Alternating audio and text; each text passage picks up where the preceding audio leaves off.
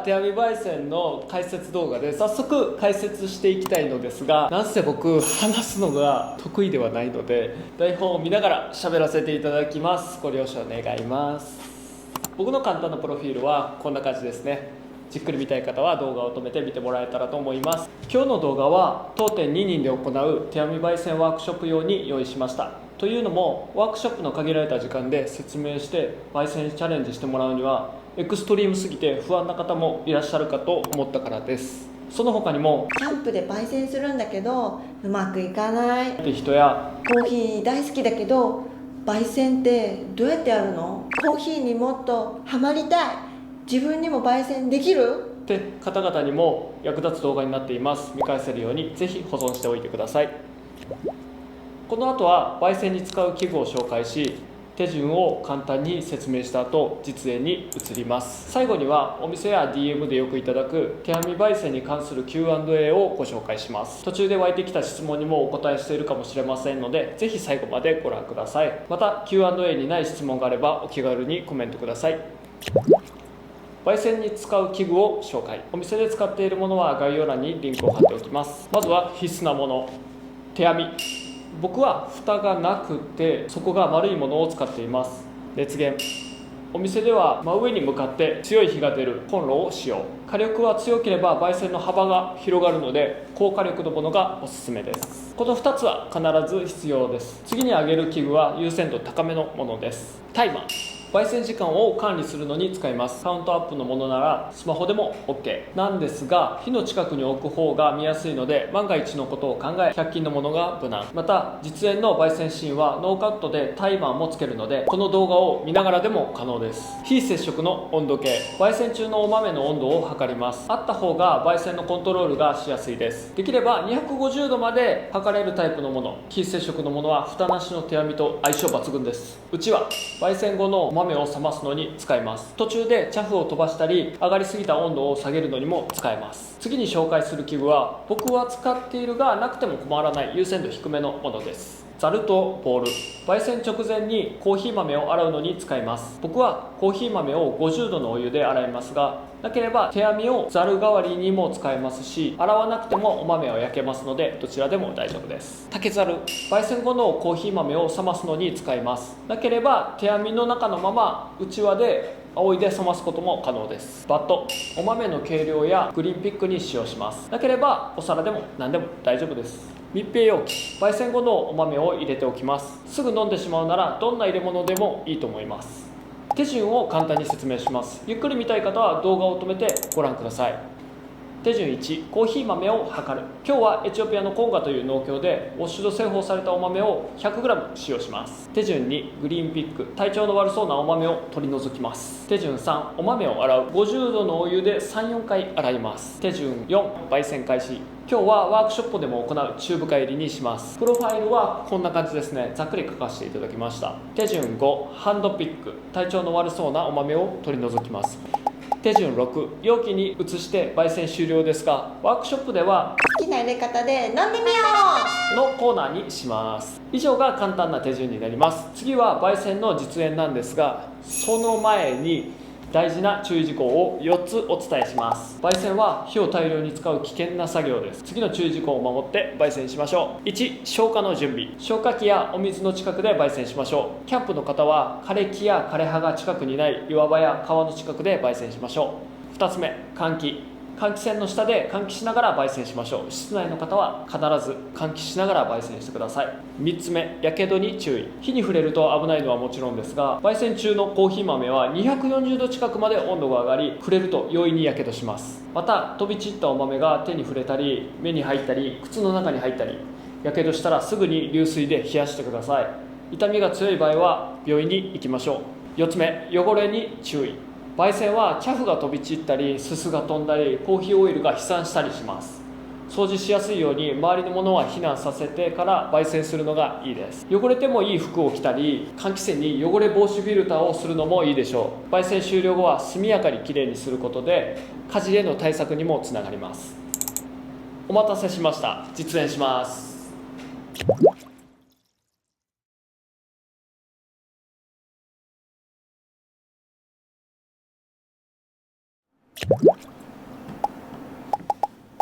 はい、お待たせしました。焙煎開始です。まずはお豆を計量します。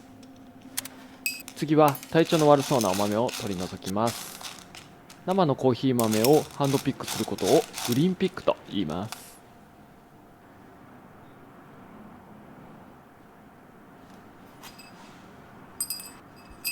次は50度のお湯で3から4回お豆を洗います。コーヒー豆を洗った後すぐに焙煎をしたいので、焙煎の準備をしてからコーヒー豆を洗うようにしてください。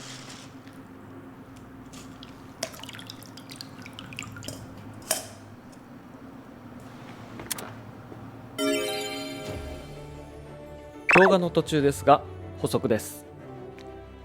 手編み焙煎の振り方ですが、基本的に2種類あります。 A、お豆をひっくり返す。 B、お豆を平面方向に90度回す。 A のお豆をひっくり返すでは、手編みを少し奥に傾け、手をまっすぐ引き、お豆をひっくり返します。図の赤い部分は勢いよく動きますが、青い部分はあまりお豆が動かないので焦げやすいのが注意です。 B の平面方向に90度回すでは、手編みの左側にあるお豆を奥に持っていきます。この時図の青い部分は火との距離が変わらないので焦げやすいのが注意です。この2つの動きを交互に行うことで焦げにくい焙煎が可能になります。慣れるとスクリューのようなお豆の動きになりますが、難しい場合は A を5回 B を1回のセットを繰り返す動きを練習しましょう。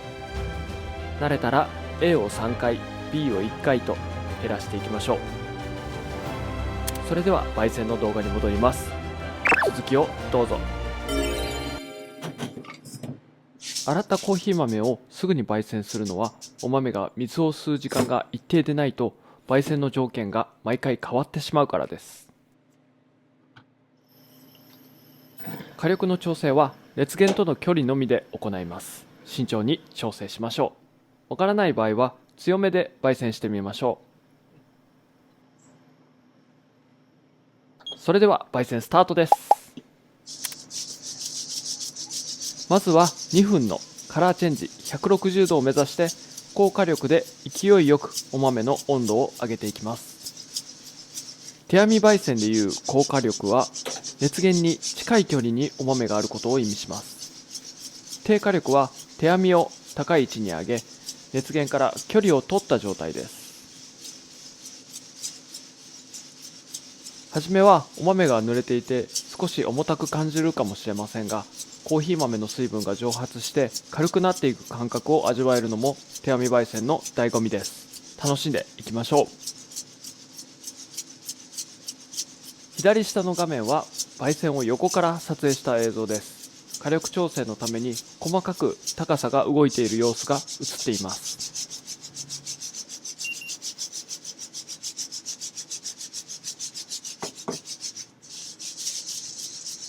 1分です。お豆が乾いた見た目になってきました。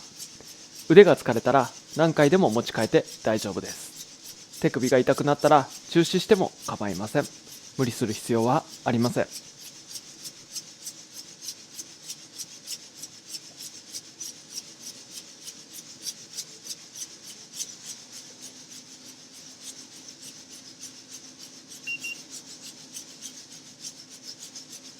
かなり白い見た目になってきました。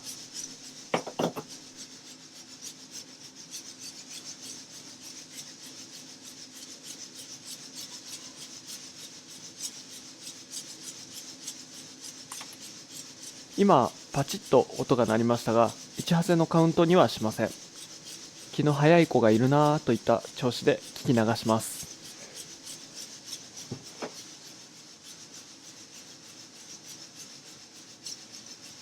2分です。170度でした。目標より温度が高いので手編みを上へ、温度の上昇率を抑えます。色が黄色く変わりました。これをカラーチェンジと呼んでいます。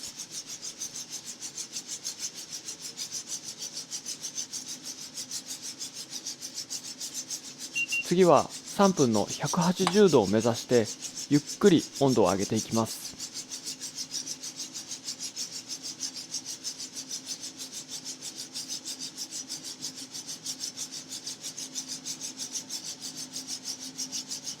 手網を振る手を入れ替えるときはお豆をこぼしやすいので慎重に行いましょう。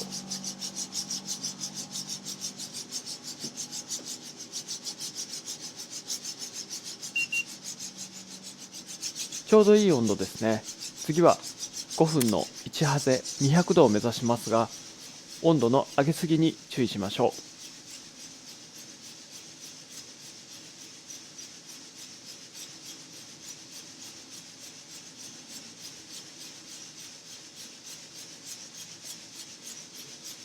う。温度計で測っているのはお豆の表面の温度です。芯の部分まで190度台で揃えてまとまりのある1ハゼにします。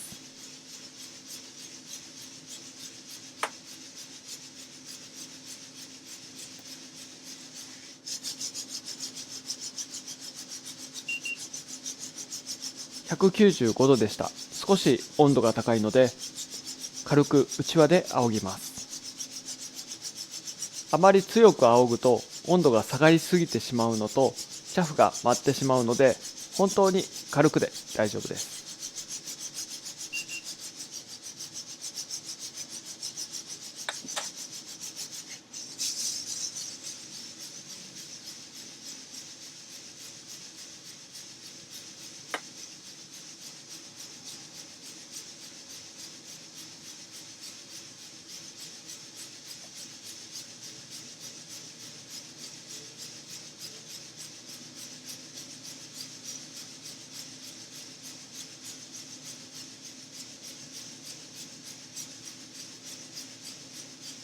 まもなく5分ですので、今の温度を確かめてみましょう。194度でした。順調に温度が上がってきています。この調子でいきましょう。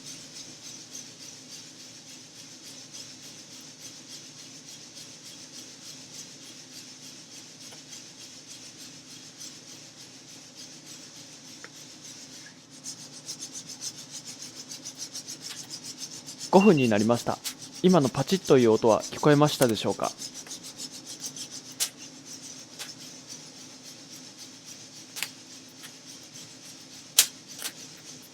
最初の数が少ない音は1ハゼにカウントしません。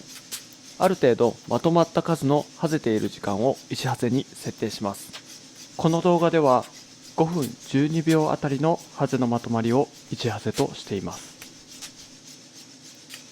1ハゼとはお豆がガラス化して硬くなり膨張し始める頃に起きます。この時隙間の一部が塞がると、そこに溜まった水蒸気やガスが逃げ場を失って内圧が上がり破裂音とともにハゼるのだと考えられています。パチパチと気持ちのいい音ですね。次は8分の2ハゼの入り口230度を目指します。1ハゼ同様、芯までお豆の温度を上げて2ハゼに備えるイメージで焙煎しています。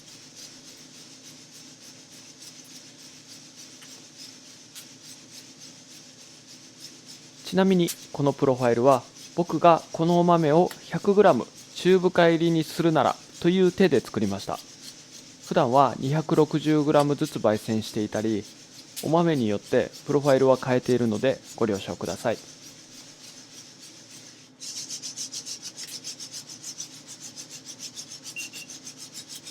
228度、少し上げすぎました。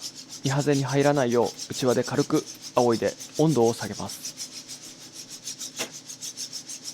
2ハゼは燃焼ガスの一部が内部の隙間に閉じ込められて逃げ場を失い内圧が上がって限界を超えた時の破裂音です。1ハゼとは違い小さな音ですので聞き逃さないよう注意深く焙煎していきます。2ハゼは破裂音というよりチッチという避けるような音がします。2ハゼの直前に一瞬白い煙が上がり、油に直接火が当たったようなツンとした香りがします。その後のチッチチッという音が聞こえた瞬間に火を止めます。心の準備をしましょう。もしツンとした香りがする前にチッチッという音が聞こえたとしても、2ハゼにカウントしません。順番は煙、香り、音です。集中しましょう。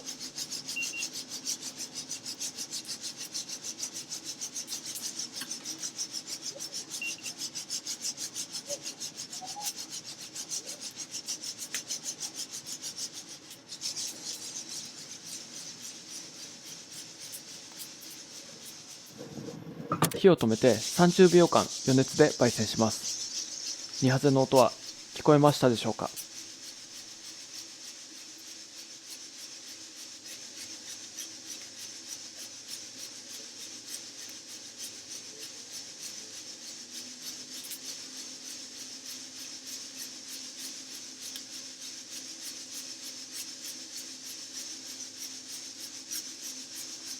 お豆を竹ざるに移し、うちわで仰いで40度になるまで冷ましていきます。移す時も手を止めると焦げるので振り続けます。あともう少し頑張りましょう。左手でお豆を回転させながら右手でうちわを仰いでいます。難しいですか？妻はできませんでした。できたかコメント欄で教えてくださいね。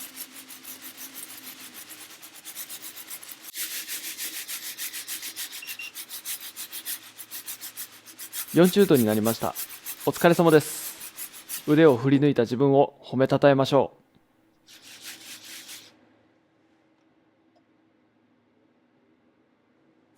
う。焙煎後のお豆もハンドピック。体調の悪そうなお豆を取り除きます。焦げたお豆があればこの時に回収しておきましょう。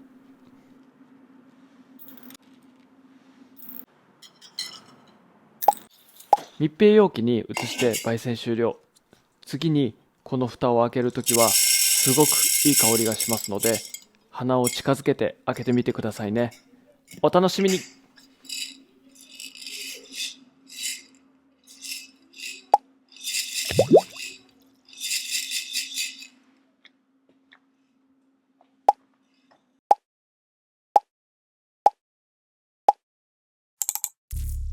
焙煎お疲れ様でした。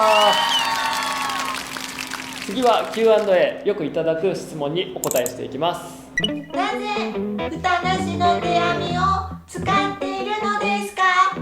理由は4つあります。1つ目、お豆がしっかり見える。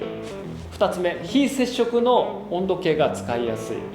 3つ目、チャフを外に出せるなどがありますが、最大の魅力は4つ目、お豆を回転させやすいです。中国料理で鍋を振っていた僕にとっては、蓋がなくて底が丸い形の手編みが一番振りやすかったです。なぜ50度でコーヒー豆を洗うのですか？焙煎は調理で、コーヒー豆は野菜のように感じているので、洗うのが心地いいからです。生の豆は結構ホコリっぽいですからね。50度のお湯はお豆に付着したカビ菌を洗い流すのにちょうどいい温度だからです。カビは300度でも死滅しないので、洗い流すのがいいみたいですよ。一度洗ったらそれが心地よかったからっていうのが本当のところです。なぜコーヒー屋をしたかったんですか？妻の夢がコーヒー屋をしてみたいだったので、妻と一緒に働きたい僕は必然的にコーヒー屋です。手編み焙煎を始めるきっかけは何ですか？東京で一番好きなコーヒー屋さんに、ここで焙煎を教えてくださいって言ったら、募集していないのでごめんなさい。焙煎はしたことありますか？手編み焙煎いいものですよって言われました。その日に手編みを買ってお店に行ったら、なんとエチオピアのコーヒー豆をいただきました。帰ってすぐ焙煎をして飲んだら美味しかったんですよ。最初から。これで行こうって思いました。楽しかったですしね。焙煎機より手編みの方が美味しいですか？そんなことはありません。僕はギーセンという大きな焙煎機で1年半の間焙煎していました。1回の生豆の投入は3キロから6キロ、1日に平均24キロの焙煎をしていました。大量に焙煎機から出てくるお豆よりも家に帰ってからする 100g の手編み焙煎が愛おしくて心地よかったんです。手編み焙煎を選ぶ理由は僕の心地よさです。密閉容器は何でもいい？保存方法はどうしたら？僕は分厚いガラス瓶で密閉して冷暗所に保管しています。手編み焙煎はお豆にガスがとどまりにくく味の抜けも早いです。でも僕は焙煎後のガスはいいエイジング、焙煎後ガスを落ち着かせるための期間に必要だと感じています。コーヒーの味の複雑さや深みが豊かになる印象です。なのでしっかり密閉して少ないガスを大事に留めておくイメージです。手編み焙煎のメリットとデメリットを教えてください。メリットは始めるハードルの低さですね。主に金額です。と焙煎中のお豆の近さですね。本当に楽しいですよ。デメリットは先ほど少し触れましたが味の抜けが早いので3日から10日ぐらいで飲み切った方が美味しい場合が多いです。それと腕が疲れちゃう。妻は1分でギブアップでした。次は手編み焙煎をしたことがあるキャンパーさんからの質問です。外せない。どうしたらいいですか？温度が低いかもしれません。しっかり強い火を用意しましょう。火を用意しても外だとどうしても熱が風に流されて火の真上であっても豆に熱が伝わっていない場合があると思います。ブロックなど囲いをして風を遮りましょう。焦げた味になる。どうしたらいいですか？手編みの振りが遅かったり振り方によっては動いていないお豆が出てきて焦げの原因になると思います。この動画を真似て振ってみるのはいかがでしょうか。それでも焦げたらハンドピックで取り除きましょう。焙煎が深すぎる場合は煮ハゼが聞こえたらすぐ焙煎をやめてみるのもいいかもしれません。手が熱い。どうしたらいいですか？僕も最初は手が熱かったですが今は素手です。慣れもあるかもしれませんが次のようなことも考えられます。振りが足らないとお豆が熱気の穴を塞ぎ手の方に熱気が流れてくることがあると思います。この場合は動画のようにしっかり熱気が通るように振ってみるといいかもしれません。熱が真上に上がっていない、または腕が疲れて手編みの位置が変わってしまっている。この場合は位置の決め方は人差し指が少し熱を感じるぐらいの位置と説明しています。熱を感じないと離れすぎ、これは左右のズレでも言えます。指が熱いってなってると前に出すぎですね。ぜひ試してみてください。動画は以上になります。最後までご視聴いただきありがとうございます。いかがだったでしょうか。焙煎自分でもできそでしたか。それともう。掃除とか大変だから無理そでしたか。僕はコーヒーに五感を委ねる焙煎の時間が大好きです。今回の動画でコーヒーの手編み焙煎の楽しさが少しでも伝わり手編み焙煎されている方、焙煎に興味あるという方の参考になれば嬉しいです。普段私たちのチャンネルでは心地よいものを大切にして生きるをテーマにウェルネス、コーヒー、プラントベースなどの考えをベースにしたコーヒーや夫婦の様子を発信しています。動画がいいなと思ってもらえたらいいねやチャンネル登録してもらえたら嬉しいです。それでは良い一日を。またねー。